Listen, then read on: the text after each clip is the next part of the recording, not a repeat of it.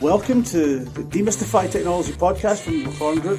Typically, you go through the due diligence process. What's the world of private equity? Right. Demystify it. In this special episode, our CEO and best-selling author of the private equity book, Courage to Lose Sight of Shore, Kelley Powell sits down with Leon Brujis, partner of Palladium Equity Partners.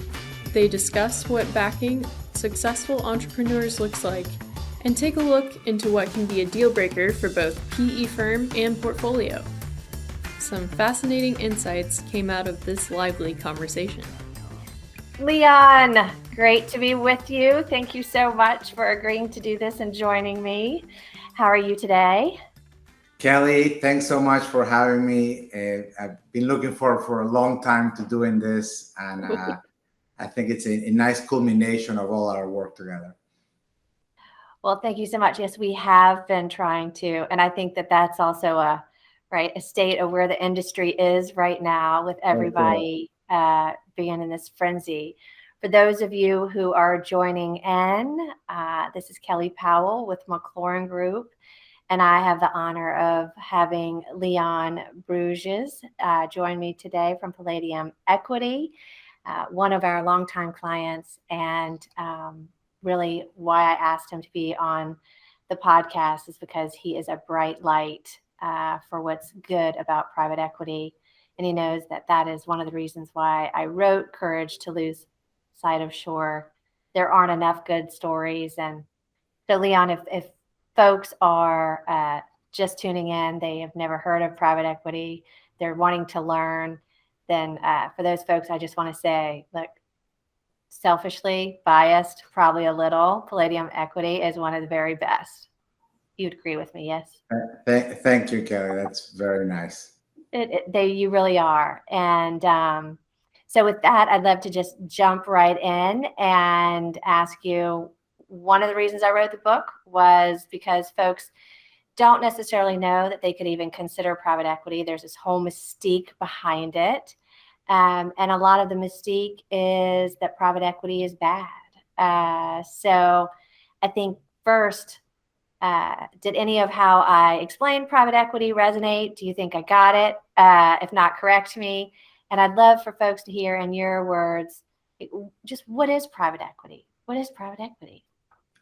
So, Kelley, again, thanks so much for having me. Very excited to have this discussion, and thank you for sending me an autographed version of your book. I very much enjoy reading it, and it was interesting because in a way I felt like the book to me was a mirror of what we're trying to sell to families and founders, who are the people that I think your book is tailored to, and many of the people we buy companies from. But let's take it from the top. What is private equity? So for many years, the only exit for the, let's say, American entrepreneur was to either sell to a so-called strategic, so a larger company in their space, or to do an initial public offering or IPO.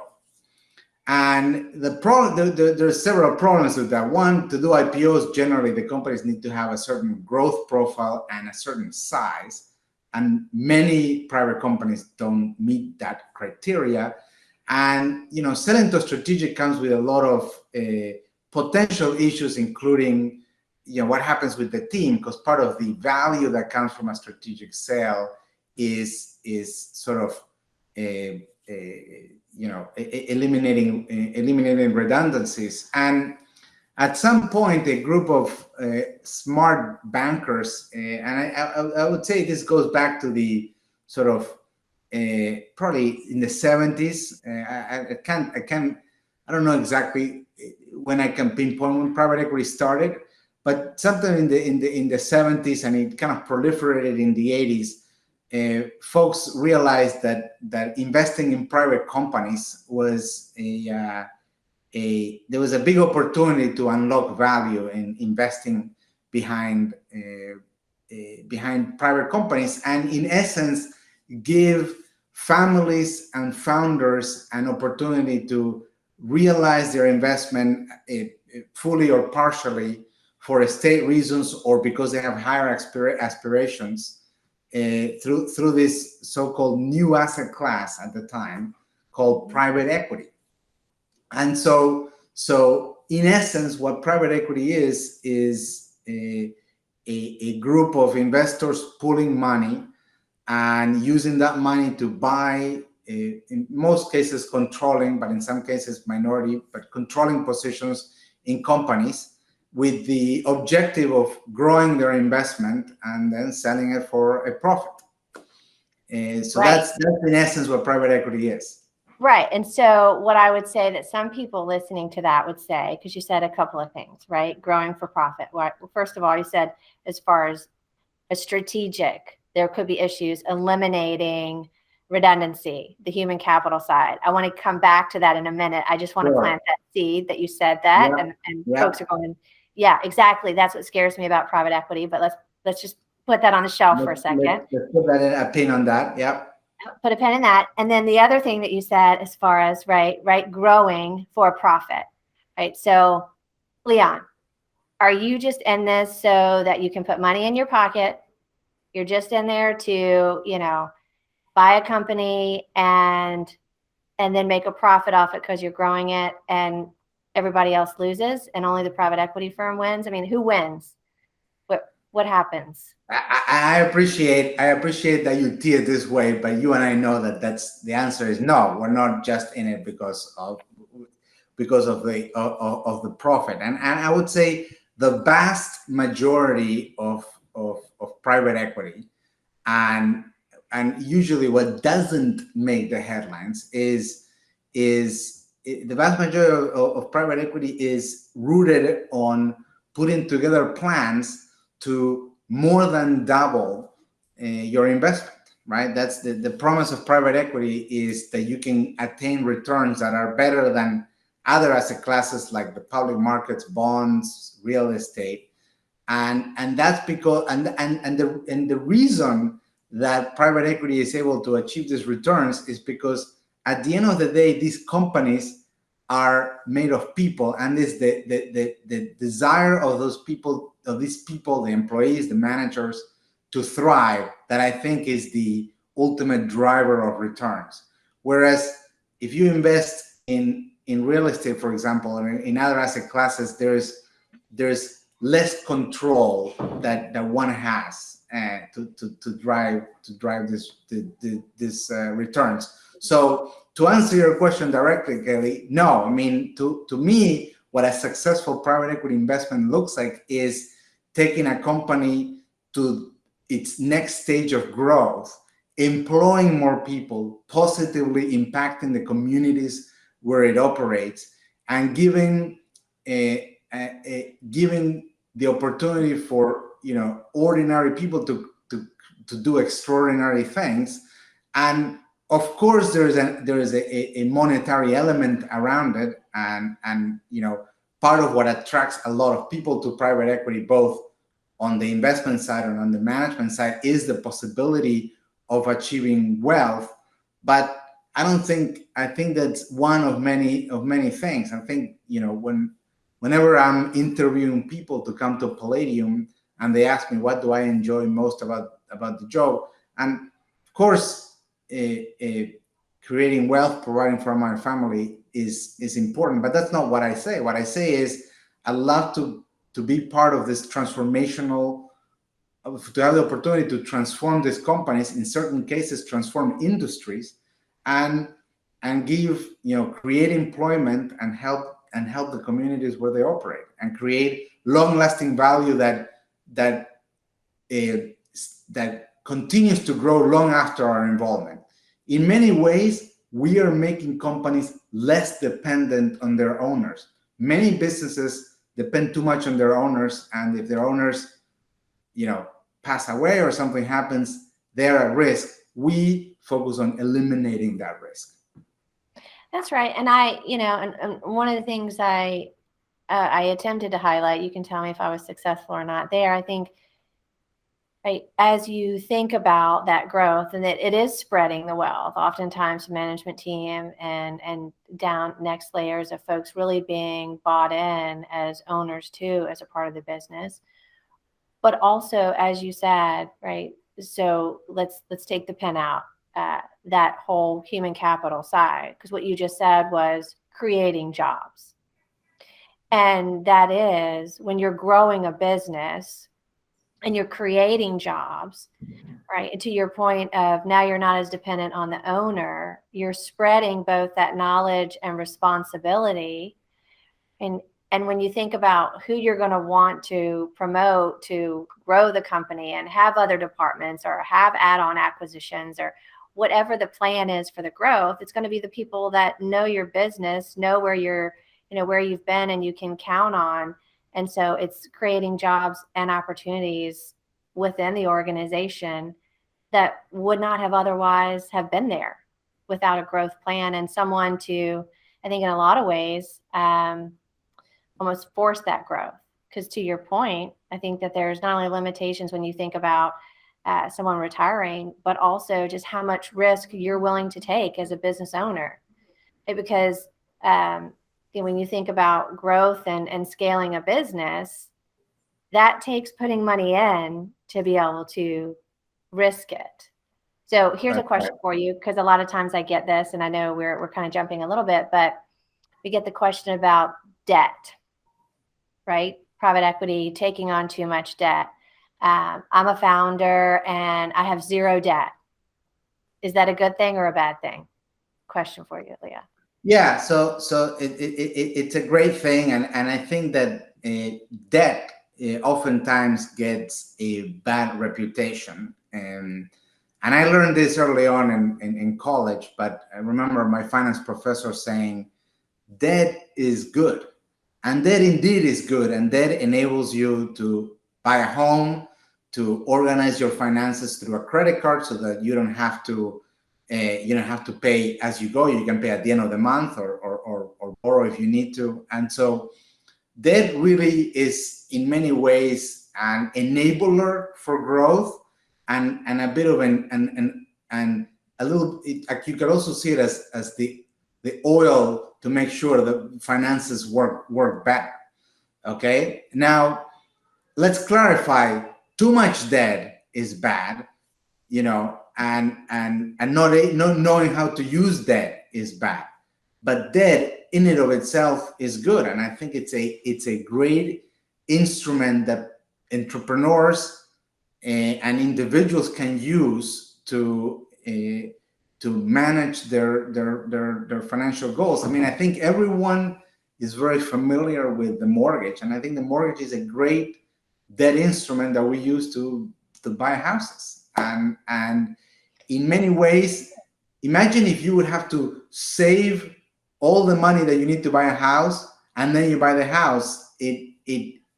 That you can borrow on the earnings if you have a stable job to pay for the house with the stream of earnings that you're gonna get because you have your stable job. So debt is good. Too much debt is bad.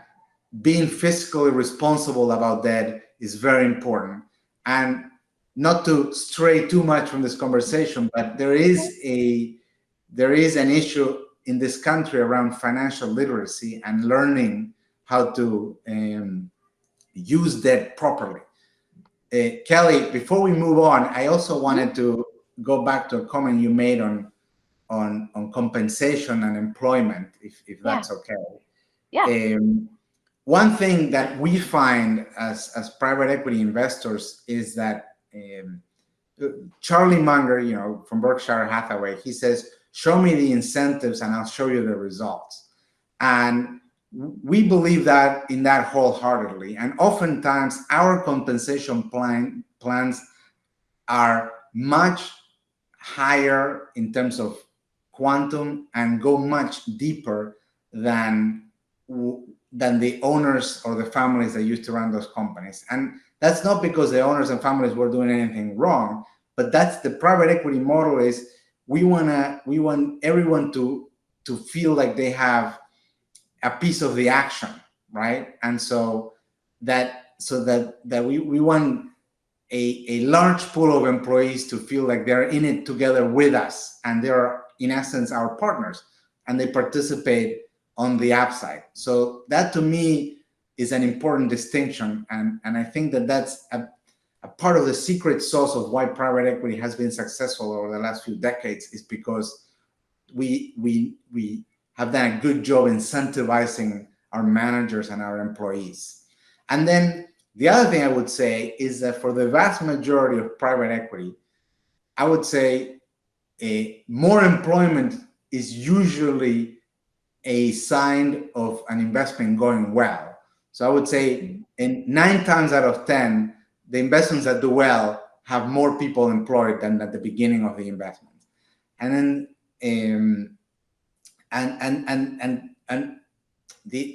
you said to remove the pin from our conversation earlier. Yes. When we buy companies, we always ensure that the employee base is going to stay, because that's the biggest, the best, the most important asset that we're buying.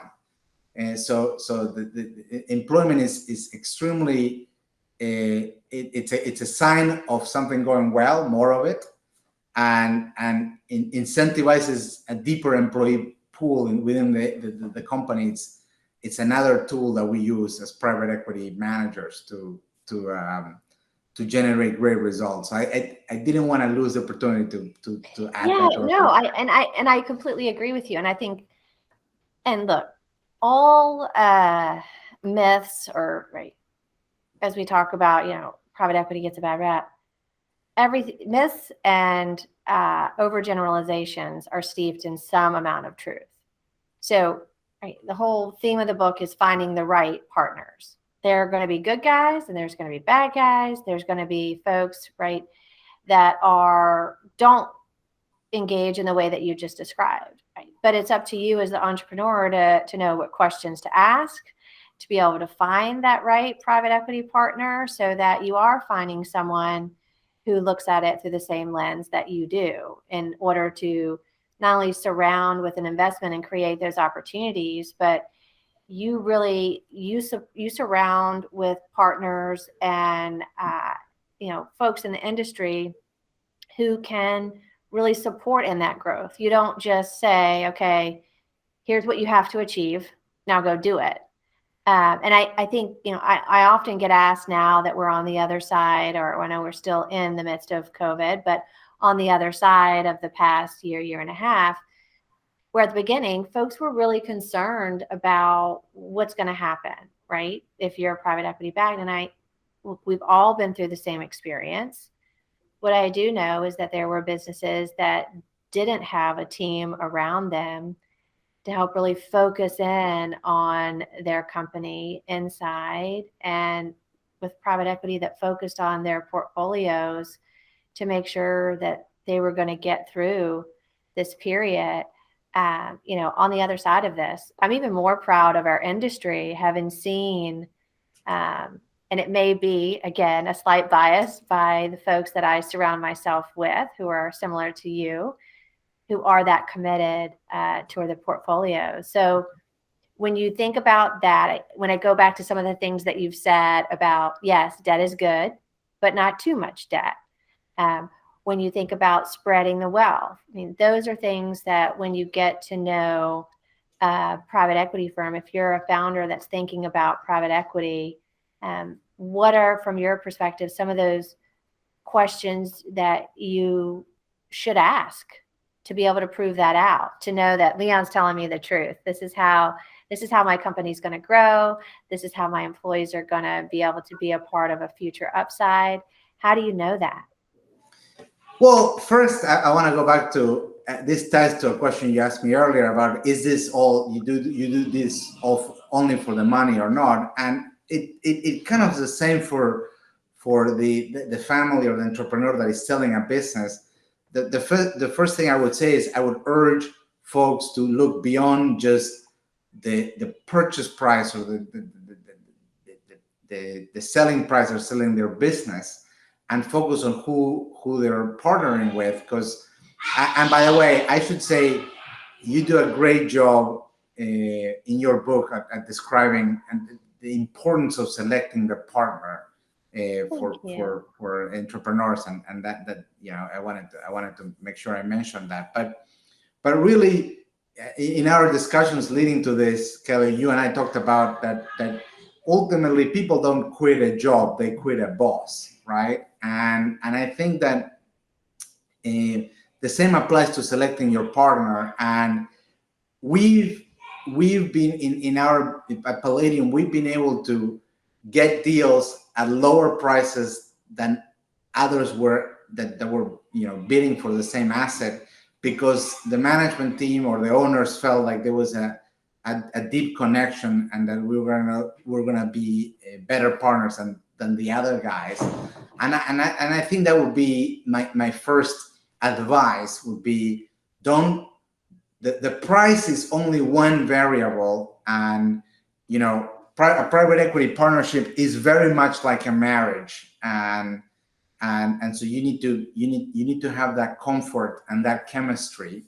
I think there is a conversation that needs to happen around aligning on goals, because there's multiple ways of growing companies, and our way may be different than your way. And I think that while we have the same objective, which is to grow the company, I think aligning on how we're going to do it is it's very important. And then the last thing I would say is references. I think I am always very quick to offer up references when I'm talking to entrepreneurs or families. And by the way, they're not always from all of our great investments. I also give them from investments where things didn't go as well. And the reason I do that is because I can't guarantee that any outcome is going to be great. But what I can guarantee is that we're going to do the right thing no matter what. And so even in situations where our companies didn't perform as well, I think the folks that we work with would say that we did the right thing. And that's something that I am very proud of, to be able to say this publicly. And that's the piece that I think the whole concept of a fund, right? Because you can do that. And I think if you don't understand how private equity works around a fund, then you do question whether or not that's something that you can really execute on. You're like, okay, well, that sounds great, but how do you execute on it? So can you talk a little bit about kind of, what it means to be a fund and a portfolio and a larger, because I think about, just recently I was at a dinner, I won't use any names, but a state retirement, fund manager. And the comment was, even with COVID, right, I'm willing to travel because I want to be the one that the PE firms that are very similar to Palladium, the way you think about the way you grow, if they have available, to be able to participate in the fund for their retirement pensions, for police officers, for university endowments, for firefighters, they want to be a part of that fund because of exactly what you said. It's the best return that they can get, right, for their constituents, which, by the way, are our communities, which not everybody understands. But the risk is kind of taken out of it because it is a fund that has multiple portfolios. So can you talk a little bit about that? So you can be the good guy in an underperforming portfolio because the way you're structured. And I'm not so sure everybody understands that.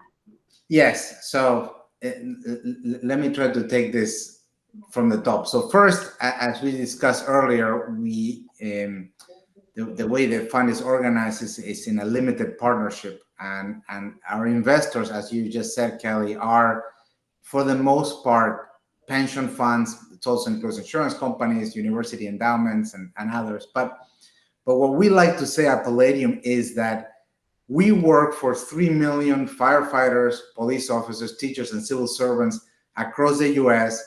who have worked very hard for their retirement and depend on their pension for their retirement. And we take this as a sacred trust, and that permeates through everything we do at Palladium. So the reason to emphasize this, Kelley, is because this really puts a face to what we do, and why we do it. We do it because these folks have worked very hard all their lives. They're our parents, our grandparents, and that's really who we work for. But you're right. Funds are usually organized. You put together what's called a blind pool of capital, where these pension funds and university endowments commit to a fund like Palladium. We're going to give you X million dollars, and usually you have a period, usually around 10 years, to invest this money. And any given fund might invest in 100 companies or in 10 companies, but there's usually this portfolio effect that you get. And the beauty of the model is that for every dollar that we invest, we can make $2, $3, or $4 or $5, but we can only lose $1. Okay, and that gives us, in terms of a risk reward profile, an attractive profile.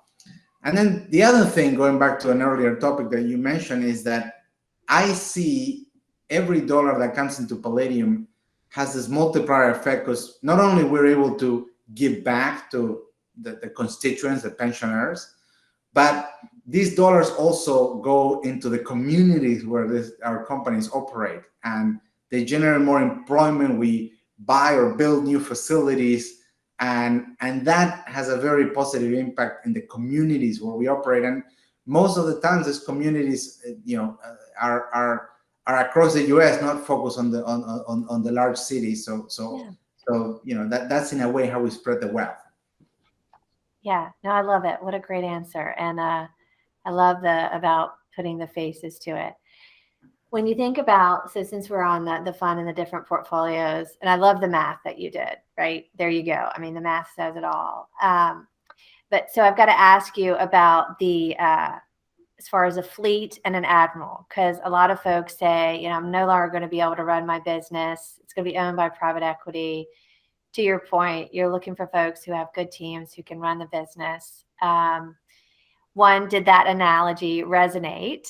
And two, is that true? And should folks be afraid? Because I do, right? I make the point that you have to also deliver on being able to perform. And none of us, right? That shouldn't be just because private equity. We should all be held to that accountability. So one, did the analogy work as far as an admiral, a fleet, and you're still the captain of your ship? Agree or disagree? So for those joining in Kelley's book, Courage to Lose Sight of Shore, she uses a lot of sailing analogies. And one of the analogies that she uses is that, when you're become a private equity portfolio company, your ship, your company becomes part of a fleet, and you're the captain, you, the owner or CEO, are the captain of that ship. And then there is private equity firm is the admiral or admirals. And so, yes, I think that did resonate. I think it's a good, relevant analogy. So I think that was good. And I think that the concept of accountability is very important. And I guess I have to start by saying that private equity is not for everyone and is not for every business.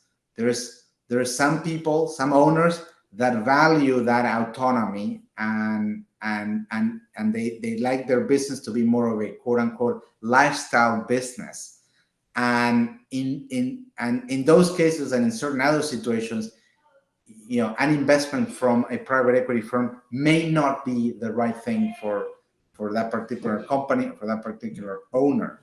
On the other hand, I think that that if what you really care about is the longevity of the company, creating a company that is built to last, I think that's where private equity can really help. I mentioned this earlier in our conversation, which in many instances, what we're doing with these companies, the value that we're bringing is to professionalize these businesses so that they and create long-lasting value, so that they can withstand the test of time and withstand that very delicate separation of the owner and the company, which oftentimes are so commingled that it's very difficult to separate.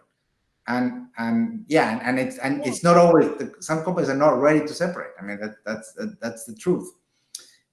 One side note which is related to this that I wanted to mention, Kelley, is that and goes back to the employment concept we talked before, is that one thing you will see many private equity firms do, certainly Palladium does this, is that because we're not held to quarterly, we're not held to the same scrutiny that a public company has in terms of meeting numbers quarter to quarter, we usually plan to invest in the business in the early years, right. and what I mean by investment, it usually means more and more in people. So we bring a new chief operating officer or chief technology officer or head of international sales, whatever the case may be.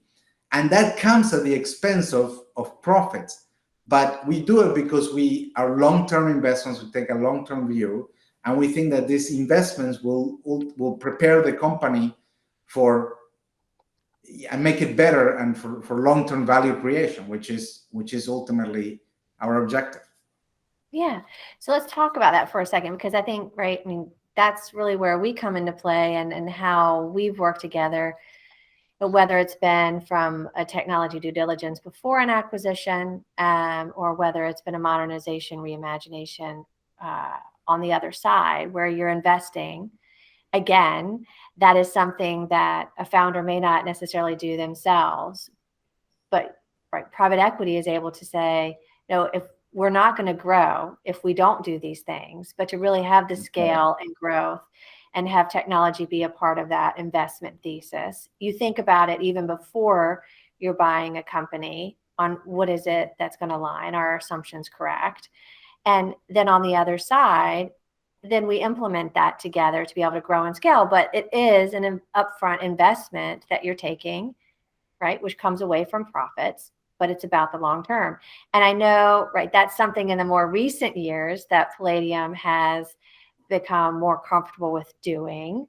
I would say partly because they have amazing partners, and two, because Ryan, you've come comfortable with it. And also the world is going towards so much being about technology. So can you tell me about kind of your journey in getting comfortable with technology, how you see technology as a part of growing the business, especially from someone who hasn't historically, right? You've had to come around to it, if that's fair. Sure. No, so I remember in my earlier years at Palladium, the technology was something that, we always say, I remember the speech I would say was like, we don't like to invest in high tech because we don't like the possibility for a kid in their garage to put us out of business. And for a long time, we focused on sort of, I would say more traditional businesses that were not necessarily, couldn't necessarily be disrupted or affected by technology. And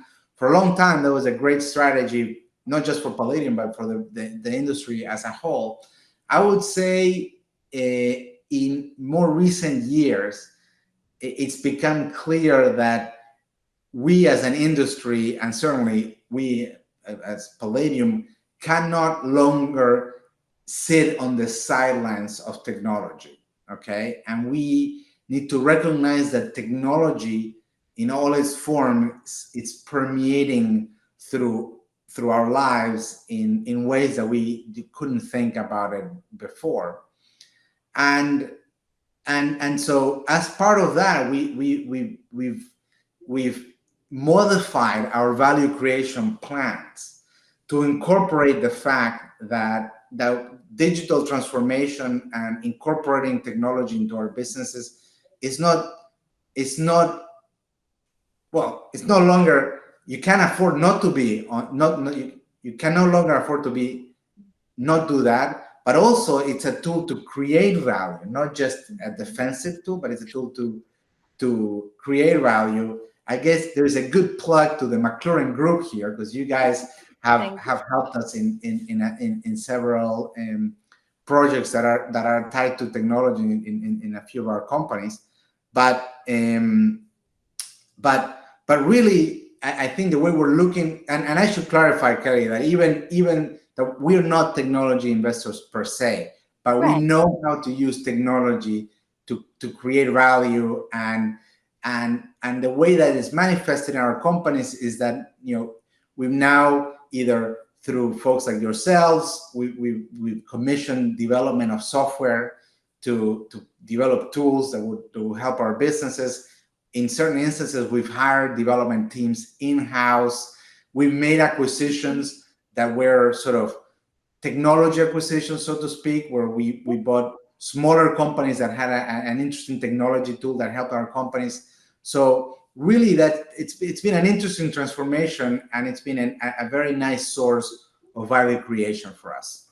Yeah, I mean, I think, and it's important, right, that it's that whole, if you don't make a decision, that is making a decision. I think not investing in a way that you need, that aligns with the investment thesis, really can hamper your aspirations that you have for the company. And so that's the piece of being able to make sure that you can do all the things that you want to do to grow the company, and have technology support that, not just have technology for technology's sake, but have it be a part of how you're going to grow, right? Yeah. Sorry to go ahead. Yeah, no, go ahead. No. What I was gonna say is that part of what we encounter in many of the companies that we invest in is that oftentimes the families or the owners have experienced success, and they really are not in a position, either emotionally or financially, to want to take these risks, Right. and I think that's a great a backdrop for private equity to come in, because we are in the business of taking risk, and we can often act as a catalyst to unlock this value, and to go to one of the things that resonated from your book, Kelley, is this concept of technical debt. And that oftentimes when we're buying these businesses, we recognize that they haven't made the investments in the infrastructure from a technology perspective that they should have done. And while it doesn't impact severely the business today, it presents a risk for the future. And that's oftentimes a value creation lever that we pull when we invest in these businesses, is invest in the systems, invest in technology. Again, this we recognize that it may affect short-term results, but we think that it creates this long-term value and positions this company for long-term success. Yeah, no, that's lovely. And, that's one of the reasons of writing the book, is for founders to be able to have the perspective of, one, right, how do you find the right partner? All the things that we've talked about, but what's in it for me, right? Of finding someone who thinks about it in that way. To your point, it may not be the highest bidder, but someone who's going to invest in the things that you may not have necessarily been able to do without having private equity back.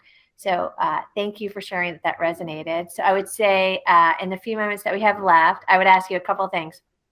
One, was there anything else that resonated for founders, whether private equity or just leadership lessons? Because the other reason that I wrote the book was, my mentor, Bill Royal, so many wonderful leadership lessons, whether private equity or not, that I truly believe you can be the good guy. You can do right by folks and have it be really rewarding for yourself and the company. And so is there anything else that you would say from the book that kind of hit, whether you agree or disagree? Yeah, no. So a few other things to point out. One, which probably unexpected for you, was you mentioned Bill and your relationship with him quite often in the book, and that resonated a lot. And I think that in business in general, certainly in finance and private equity, it's a bit of an apprenticeship business, and you can probably tie the success of many of the folks that did really well to having had a great mentor. And so it really resonated with me when you talked about your relationship with Bill, and how important he was to your success, and having that great mentor. And And so that, to me, that's really a not sufficient but necessary ingredient to a successful career in business and certainly in finance. The other thing that resonated with me quite a bit is that you mentioned that the main currency that we have in private equity, obviously, in addition to money, is human capital. Okay, and I would say the biggest bet we make when we invest in a company is betting on the right captain. And the most important tool we have to affect change is switching the captain and the crew. And really, I think it's not talked about enough in our business of private equity how important human capital management is, okay, and how important it is to evaluate the team and have those conversations, have difficult conversations, so that to make sure that this marriage that we've been talking about is a successful one. And so that's something that really resonated with me. The other thing that resonated with me is the importance of customers. I think one thing that I like that you said in the book is to look at the longevity and the tenure of the customers in a company. And while this is something that in our regular underwriting process we always look at, one thing that was interesting for me to hear from you was, how important it is to see customers that have been with you since the beginning and having that conversation with those customers. And then the other notion that I really liked was the concept of creating a customer advisory board. And so, which I thought was a great way to have your customers as partners as well and help you and them at the same time by creating this kind of formal advisory board. Two more things before I give it back to you. I think that one thing that it's crucial is that we believe as private equity managers in the power of data, okay, and bringing analytical rigor to decision making, right? Making decisions that are less kind of straight from the gut and more what is the data telling us. And one great quote. You may not like.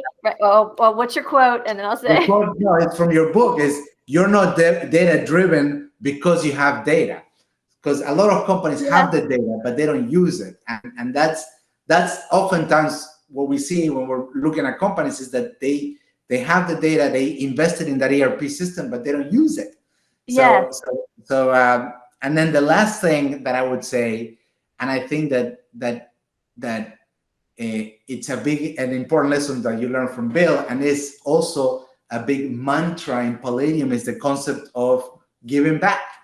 Okay, I think there's a big ethos at Palladium about giving back. And during the pandemic, my partners and I donated or pledged to donate $1 million to local charities in New York to help out. And every year we donate hundreds or potentially millions of dollars to a number of organizations that we believe in. And typically every one of our partners and some of our other investment professionals are involved with causes that they really care about. And so that concept of giving back, I think it's what really brings joy to all the work that we do, more so than making money. Leon, thank you so much. What a great way to wrap up.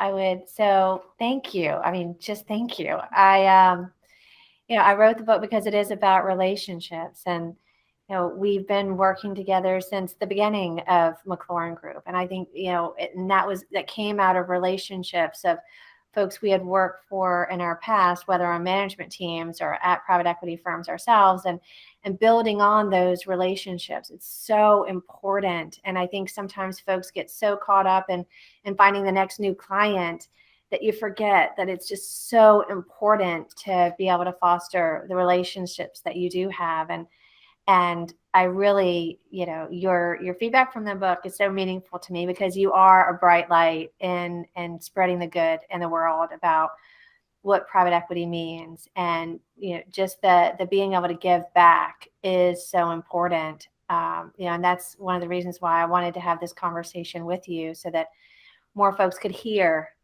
those stories and see that. And I agree with you. Over the past year, PE firms that were investing in, I mean, we were asked, do you have extra computer equipment so that we can give them to folks who are now, or students that are working from home for school that didn't have computers, small things, but that adds up because it's more about the community. And I giggle because I love, I've had a couple of times where folks have quoted to me, and the one thing around data that others have said to me, where I'm saying, look, data doesn't lie. You got to look at it, and it tells a story.